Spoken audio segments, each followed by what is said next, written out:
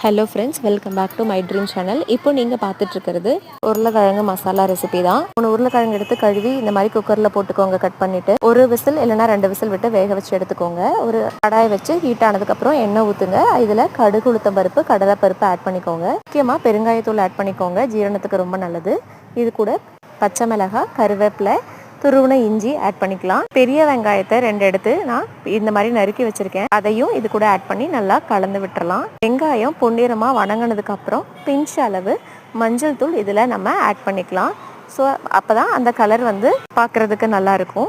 இது கூட வேக வச்ச உருளைக்கிழங்கை தோலை எடுத்துட்டு நல்லா மசிச்சு ஆட் பண்ணிக்கலாம். இந்த மாதிரி மசிச்சதை நம்ம இந்த கடாயில் ஆட் பண்ணிவிட்டு நல்லா 2 நிமிஷம் மிக்ஸ் பண்ணிக்கலாம். எல்லா இன்க்ரீடியண்ட்டும் நல்லா மிக்ஸ் பண்ணதுக்கப்புறம் தேவையான அளவு தண்ணி அதில் ஆட் பண்ணிக்கலாம். கல்லுப்பும் போட்டுக்கலாம். ஸோ இதை அடுப்பை ஒரு 7லேருந்து 9 நிமிஷம் வரைக்கும் சிம் பண்ணி க்ளோஸ் பண்ணி வச்சிடலாம். அவ்வளோதாங்க, நம்ம பொட்டேட்டோ மசாலா ரெடி. பூரிக்கு நல்ல சைட் டிஷ்ஷாக இருக்கும். சிம்பிளாக ஈஸியாக பண்ணலாம். இது வந்து ஒரு எனர்ஜி பூஸ்டிங் ரெசிபி. கிட்ஸ் நல்லா விரும்பி சாப்பிடுவாங்க. வீடியோ பிடிச்சதுன்னா சேனலை சப்ஸ்கிரைப் பண்ணிடுங்க. தேங்க்யூ.